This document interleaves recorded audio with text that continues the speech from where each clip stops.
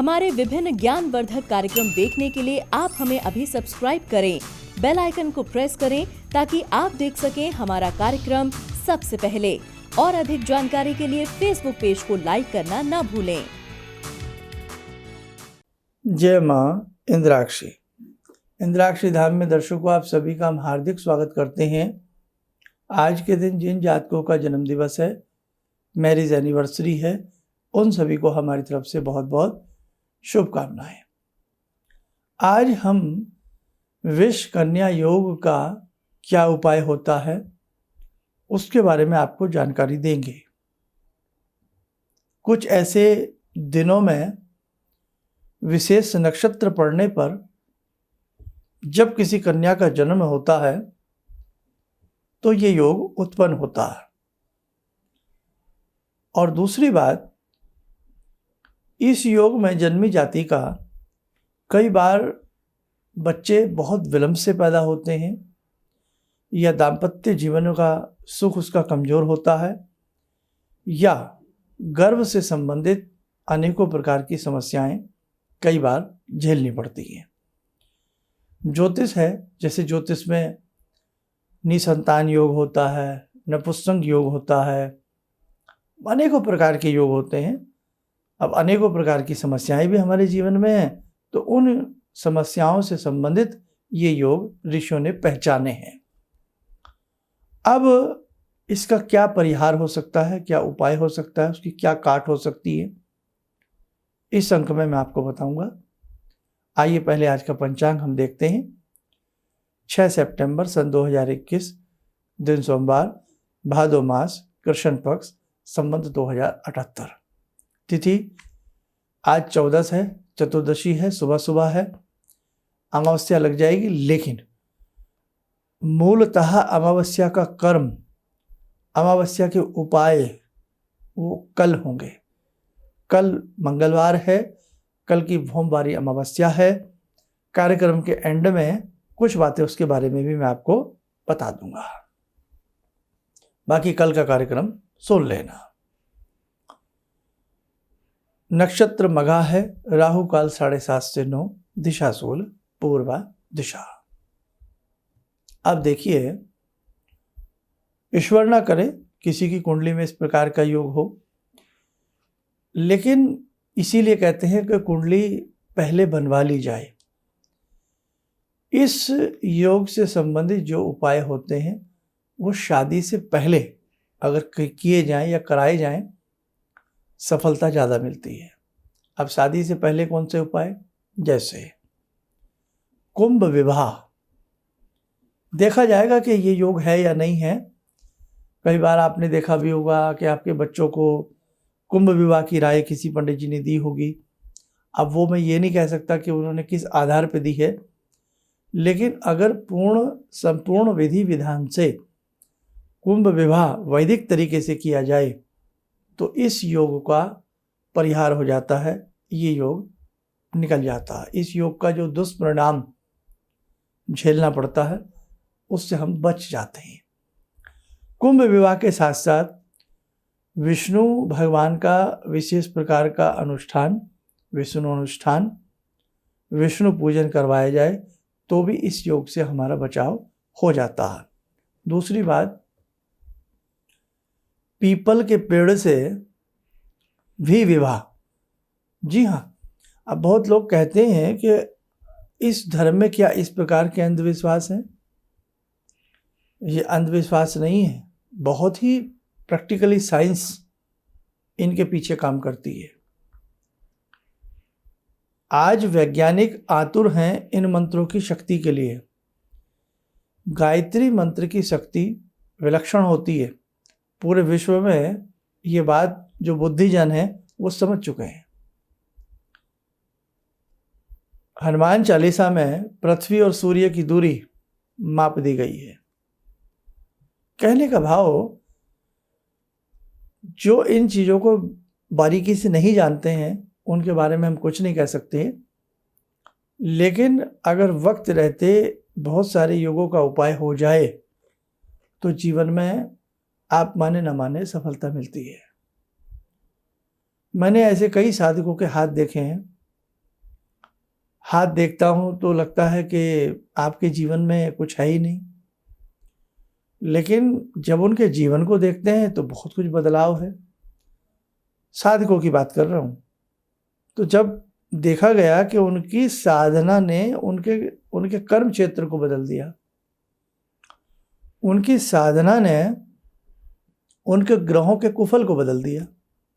अब किसी बच्चे की कुंडली है, कुंडली में लिखा है कि ये तो सही नहीं रहेगा, जीवन में माता पिता इससे पीड़ित रहेंगे।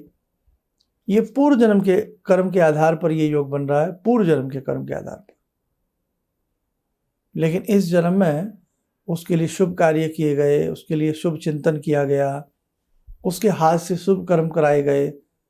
यदि उसका मंत्र साधना में मन चला गया तो सोने पे सुहागा, तो वो व्यक्ति बहुत कुछ अपने लिए नया कर सकता है। अब आप कहेंगे साहब पूर्व जन्म में हमने क्या किया, उससे हमारा क्या लेना देना। आप ये कह सकते हैं, लेकिन सत्य सनातन धर्म में पूर्व जन्म को पूर्ण रूप से महत्व दिया गया है। आपने जिस धर्म में जन्म लिया है, आप यदि अपने धर्म के बुजुर्गों की, संतों की बात को नहीं मानोगे, ऋषियों की बात को नहीं मानोगे, तो वो आपके ऊपर है। अब हमने जिस धर्म में जन्म लिया है, हमें उस धर्म के आधार पर उन बातों पर चलना चाहिए। चलोगे तो सुखी रहोगे। तो पूर्व जन्म सत्य सनातन धर्म में माना जाता है, पूर्व जन्म होता है, यानी कि पूर्व जन्म का जो प्रारब्ध है, जिसे प्रारब्ध कहते हैं, वो भोगना ही पड़ता है। हमारे धर्म में ऐसा है। और इस जन्म में जो हम कर्म कर रहे हैं, अच्छे या बुरे, उसका फल भी हमें मिलेगा। और यदि पूर्व जन्म के कर्म अच्छे हैं तो बच्चे को पैदा होते ही सुख की प्राप्ति हो जाती है। बहुत लंबी चौड़ी बातें हैं, कई बार दिमाग का दही बन जाता है। या तो कहने का मतलब, आपने जिस धर्म में जन्म लिया है आप उसकी मानिए। क्या और धर्म के लोग अपनी बातों पर नहीं अड़ जाते? बिल्कुल अड़ जाते हैं। हमारे ही धर्म में ऐसा है कि वो अपनी बातों को मानने को तैयार नहीं है।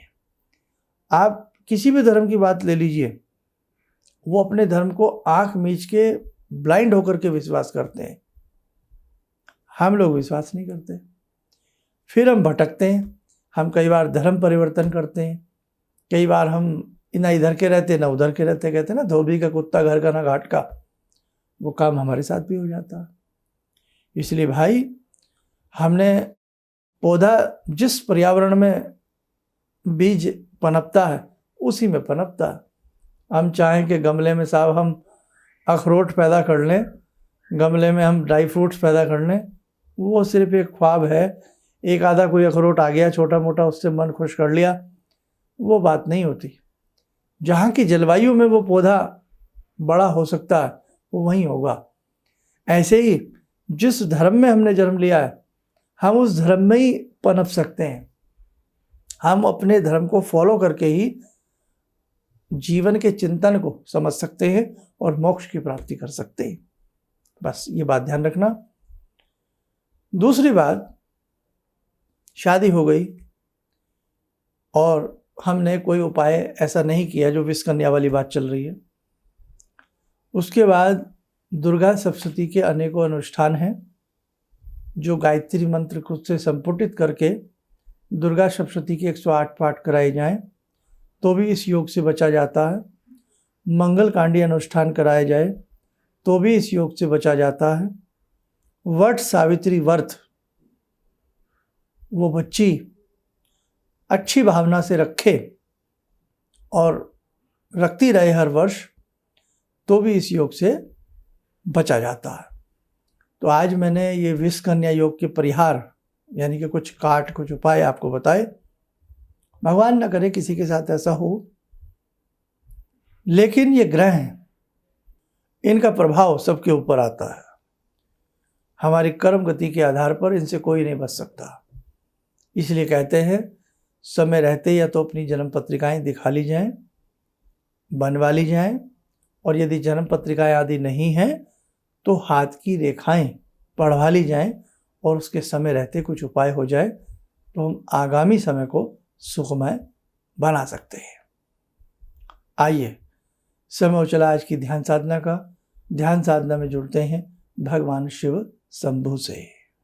ॐ आत्मा त्वं गिरिजामति सहचरा प्राणा शरीरं गृहं पूजा ते विषयोपभोगरचना निद्रा समाधिस्थिते संचारपदयो प्रदक्षिणविधेः श्रोत्राणि सर्वागिरो यद्यात् कर्म करोमि तद्दखिलं शम्भोस्तवाराधनम्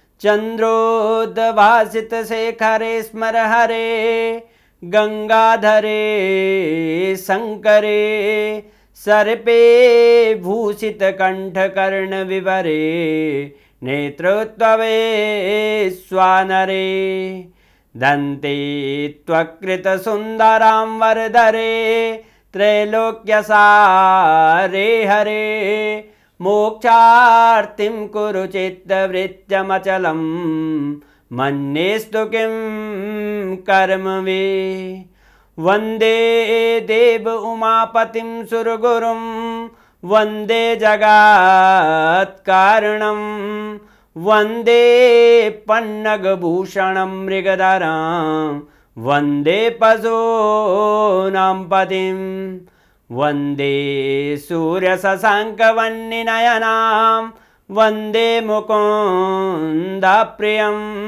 वन्दे भक्तजनश्रयं च वरदां वन्दे शिवं शङ्करम् ॐ कर्पूरगौरं करुणावतारं संसारसारं भुजगेन्द्रहारं सदा वसन्तं हृदयारविन्दे भवं भवानी सहितं नमामि भवं भवानी सहितं नमामि।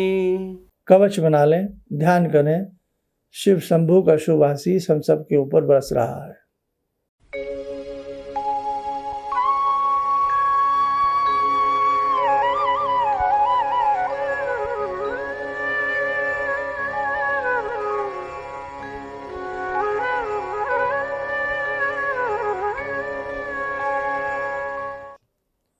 ओम बोलते हुए नेत्र खोलें, सामान्य हो जाएं। साथ को यदि आपके जीवन में किसी भी प्रकार की कोई समस्या है, उसका आप निदान चाहते हैं, आप देश विदेश में कहीं भी रहते हैं, आउट ऑफ इंडिया कहीं भी रहते हैं, उसके लिए आप हमारे संस्थान से संपर्क कर सकते हैं, कॉल अपॉइंटमेंट ले सकते हैं। और दूसरी बात, इस प्रकार के जो हमारे अनेकों सब्जेक्ट हम आपके लिए लेकर के आते हैं, कृपया ऐसे सब्जेक्ट आप शेयर कीजिएगा ताकि ज्योतिष के बारे में लोगों को पता लगे और हमसे जुड़ते भी रहिएगा। दीक्षा वाले जितने भी हमारे साधक हैं, दीक्षा के मंत्रों को अच्छे से पढ़ना। एक चीज़ बहुत दीक्षा वाले लोग पूछते हैं कि हमने बताया जैसे निवारण मंत्र के बारे में कि पहले मनके पर ओम लगाना है या लास्ट के पर लगाना है। वैसे तो स्वतंत्र वीडियो बनाने वाला हूँ, लेकिन फिर भी इसमें बता देता हूँ। जैसे आप निवारण मंत्र पढ़ते हैं तो ओम पहले मनके पर, पहले दाने पर ओम लगाएं और बाकी फिर ऐम ह्रीम क्लीम चामुंडाई विच्चे ऐसे पढ़ते रहें। जब अंतिम दाना आ जाए तब आप उसमें ओम लगा करके माला का समापन करें।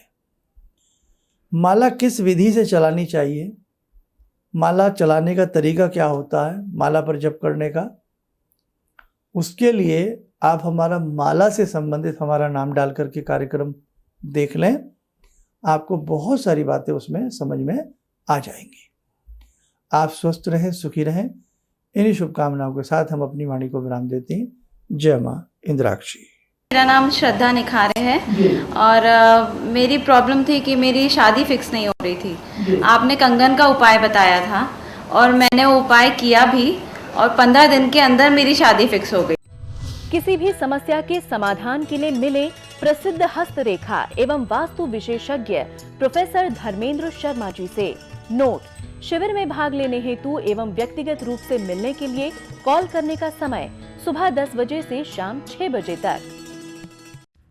हमारे विभिन्न ज्ञानवर्धक कार्यक्रम देखने के लिए आप हमें अभी सब्सक्राइब करें, बेल आइकन को प्रेस करें ताकि आप देख सकें हमारा कार्यक्रम सबसे पहले। और अधिक जानकारी के लिए फेसबुक पेज को लाइक करना न भूलें।